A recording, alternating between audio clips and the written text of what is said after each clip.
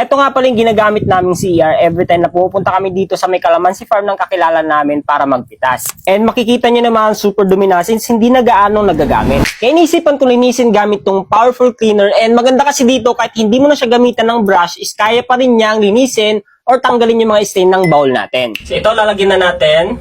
Ayan. So kunting ganyan lang. Nakikita nyo. And then, after 30 seconds or 1 minute, pwede mo na siyang buhusan ng tubig. So, ito na guys, bubuhusan na natin ng tubig. Ayan, kung makikita nyo, tubig pa lang yan. Matatanggal na talaga yung stain niya. And kapag may mga natirang onte, konting brush lang yan. Ayan, para mawala po yung stain.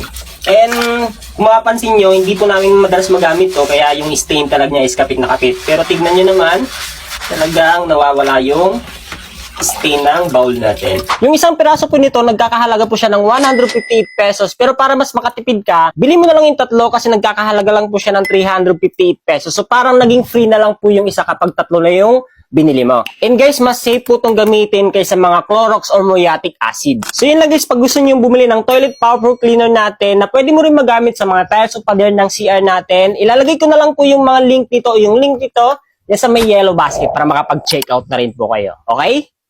Bye-bye.